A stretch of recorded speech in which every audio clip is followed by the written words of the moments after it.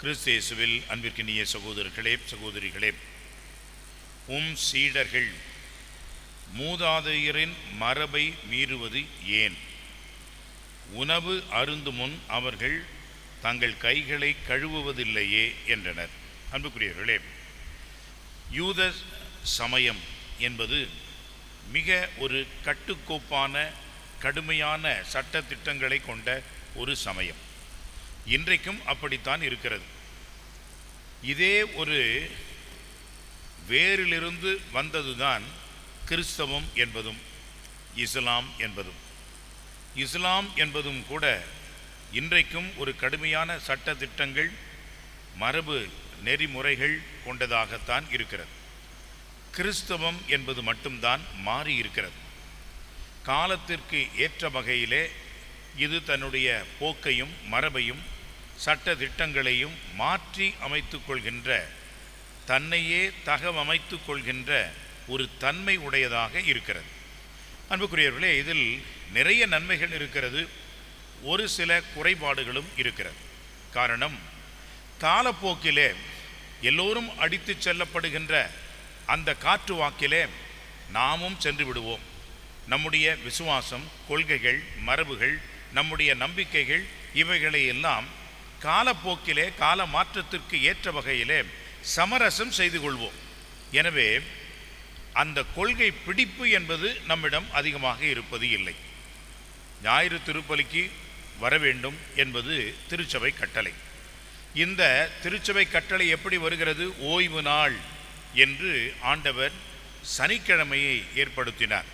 அதுதான் வாரத்தினுடைய கடைசி நாள். வாரத்தினுடைய முதல் நாள் ஞாயிறு. ஆனால் இது கேலண்டர், கிரெகோரியன் கேலண்டர் என்ற வகையிலே இந்த ஞாயிற்றுக்கிழமை என்பது கடைசி நாளாகவும் திங்கட்கிழமை என்பது முதல் நாளாகவும் அது மாறிவிட்டது. இப்படியாக இந்த ஓய்வு நாள் என்பதன் அடிப்படையில் தான் திருப்பலி, ஞாயிறு கடன் திருப்பலி என்று திருச்சபை நமக்கு சொல்கிறது. ஆனால் இந்த திருப்பலிக்கு வரவில்லை என்று சொன்னால் எத்தனை சாக்கு போக்குகளை நாம் சொல்கிறோம். கடவுளுக்கு தெரியும், அவர் பார்த்து கொள்வார். நான் என்ன ஊர் சுற்றி கொண்டா இருந்தேன், என்னுடைய பணியில் தான் இருந்தேன், நான் பயணத்தில் இருந்தேன் என்று 1008 சாக்கு போக்குகளை, காரணங்களை நாம் சொல்வோம். இறைமக்கள் மட்டுமல்ல, குருக்கள் கூட அப்படித்தான்.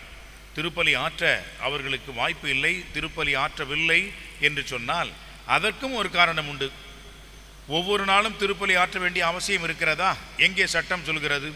அது கடவுளுக்கு தெரியும். நாம் அன்றாடம் திருப்பலி ஆற்ற வேண்டிய அவசியம் இல்லை என்றெல்லாம் காலப்போக்கிலே எல்லாவற்றையும் மாற்றிக்கொள்கின்ற அந்த மாறுகின்ற தன்மையை இங்கே நாம் பார்க்கின்றோம். ஆனால் இந்த 2 மதங்களிலும் பார்த்தீர்கள் என்று சொன்னால் அவ்வளவு ஒரு கொள்கை பிடிப்போடு விசுவாச அந்த நம்பிக்கை அடிப்படையிலே வாழ்கின்றவர்கள். அவர்களுக்கு இந்த சட்ட திட்டங்கள் என்பது கண்டிப்பாக வேண்டும். கடவுளுடைய கட்டளையை நாம் எப்படி கடைபிடிப்பது? அதுதான் சட்ட திட்டங்கள். இந்த சட்ட திட்டங்களுக்கு ஏதுவாக நம்முடைய சூழல் அமைகிறதே அதுதான் மரபுகள், சடங்குகள், சம்பிரதாயங்கள். எனவே ஒன்று இன்றாமல் இன்னொன்று இல்லை. அப்படி இருக்க அடிப்படையிலே அவர்கள் வாழ்ந்த சூழ்நிலைக்கு ஏற்ற வகையிலே இந்த சட்டங்களும் சம்பிரதாயங்களும் இருந்தது. அந்த சம்பிரதாயத்தில் அவர்கள் நடைமுறையிலே கடைபிடித்த ஒரு சில பழக்க வழக்கங்கள் கூட மிக முக்கியமான ஒன்றாக, அடிப்படையானதொன்றாக அமைந்துவிட்டது. அதில் ஒன்றுதான் உணவு உண்பதற்கு முன்பாக கைகளை கழுவுவது, கால்களை கழுவுவது என்பதாகும். அன்புக்குரியவர்களே, இது தொடக்கத்திலே சுத்தபத்தம் என்ற ஒரு சுகாதாரத்தின் அடிப்படையில் அமைந்தது என்று நினைக்கலாம். இல்லை, அந்த சுத்தம் பத்தம், அந்த சுகாதாரம் என்பது கூட ஒரு சமய அடிப்படையில் தான் அமைந்தது. காரணம் என்ன? யூதர்கள், அன்புக்குரியவர்களே, தீட்டு என்று சொல்கின்றோமே, அதை சரியான ஒரு ஆங்கில வார்த்தையில் நாம் சொல்ல வேண்டும் என்று சொன்னால் கண்டாமினேஷன் என்ற அந்த வார்த்தையை பயன்படுத்துவார்கள்.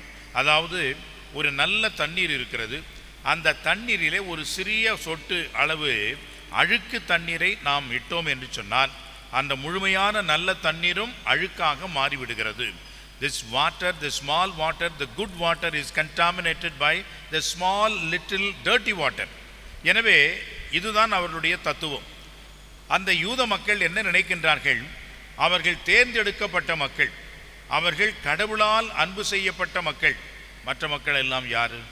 அதெல்லாம் அவர்கள் நினைப்பதே கிடையாது. தாங்கள் தேர்ந்தெடுக்கப்பட்ட இனம் யூத குலம், இங்கிருந்து தான் மெசியா வருவார் என்றெல்லாம் அவர்கள் பல கருத்துக்களை கொண்டிருந்ததால் தங்களை தூய்மையாக வைத்துக் கொள்ள வேண்டும் என்று நினைத்தார்கள். அதில் ஒரு அடையாளம், அதில் ஒரு கருத்தை நாம் கவனித்தோம் என்று சொன்னால், அன்புக்குரியவர்களே, யூதர்களும் சரி இந்த இஸ்லாமியர்களும் சரி தனித்தனியாக வாழ மாட்டார்கள். அவர்கள் ஒரு கூட்டாக, குழுவாக, கும்பலாகத்தான் அவர்களுடைய இருப்பிடங்களாக இருக்கும். பெரிய ஒரு நகரம் நியூயார்க் சிட்டி. அந்த நியூயார்க் என்ற நகரத்திலே எவன் எங்கே இருக்கிறான்னு ஒன்றுமே தெரியாது.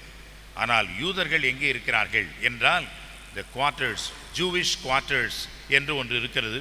அங்கே தான் யூதர்கள் இருக்கிறார்கள். அவர்கள் வேறு ஒரு இடத்திலே அதிகமாக விரும்பி வாழ மாட்டார்கள். நிர்பந்தத்தினால் ஒருவேளை இருப்பார்கள். இன்றைக்கும் கூட கேரளாவில் இருக்கக்கூடிய ஒரு யூத அந்த இனத்தை சார்ந்த ஒரு குடும்பம் இருக்கிறது.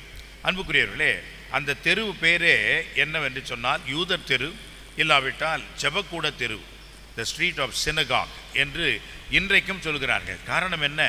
வேறொரு மக்களோடு அவர்கள் இணைந்து அவர்கள் பழகி வாழ்வது என்பது தீட்டாக கருதினார்கள். நம்முடைய நாட்டிலேயும் ஒரு காலகட்டம் வரைக்கும் இந்த மேல்தட்டு மக்கள் என்று தங்களையே சொல்லிக் கொள்கின்றவர்கள் தீட்டாக கருதினார்கள், தொடாமல் வாழ்ந்தார்கள்.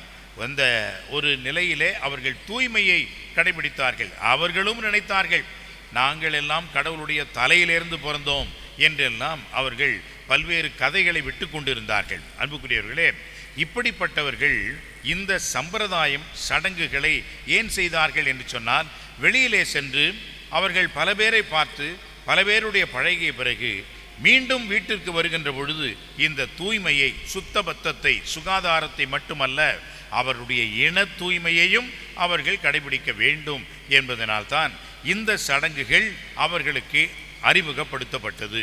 இதை மீறினால் அவர்கள் யூதர்கள் கிடையாது என்று அவர்கள் நினைத்தார்கள். இதை சீடர்கள், ஆண்டவர் இயேசுவினுடைய சீடர்கள் கடைபிடிக்கவில்லை என்று அவர்கள் குற்றம் சாட்டினார்கள், குறை கண்டுபிடித்தார்கள். அன்புக்குரியவர்களே, இது வெளி அடையாளம் என்பதை புரியாமல் உள்ளுக்குள் எவ்வளவு இருக்கிறது அதையெல்லாம் கழுவாமல் வெளியில் மட்டுமே நாம் உண்மையான அந்த சடங்குகளை கடைபிடிக்கின்றோமே என்று ஆண்டவர் அவர்களை கடிந்து கொள்கின்றார். அவர்களைப் போல நீங்கள் இருக்க வேண்டாம் என்று அன்றைக்கு மட்டுமல்ல இன்றைக்கும் அதையே தான் சொல்கிறார். எனவே அன்புக்குரியவர்களே, நாம் உள்ள தூய்மையை கொண்டவர்களாக இருக்க வேண்டும். அந்த உள்ள தூய்மையின் அடையாளமாக வெளி தூய்மையும் இருக்க வேண்டும். வெளியிலிருந்து நாம் உண்பது எதுவும் நம்முடைய ஆன்மாவை எந்த விதத்திலும் பாதிப்பது இல்லை. ஆனால் உள்ளத்திலிருந்து வருகின்ற தீயவைகள் என்பதே இந்த உடலிலிருந்து வருகின்ற, இந்த உள்ளத்தில் இருக்கின்ற தீமைகளே இந்த சமூகத்தையும் நம்மையும் கெடுக்கிறது என்பதை நாமும் உணர்ந்து கொள்வோம். ஆண்டவர் படைத்த அனைத்தும் நல்லது என ஏற்று எல்லோரிடமும் நட்புறவு பாராட்டி வாழ அருள் வேண்டுவோம். ஆமென்.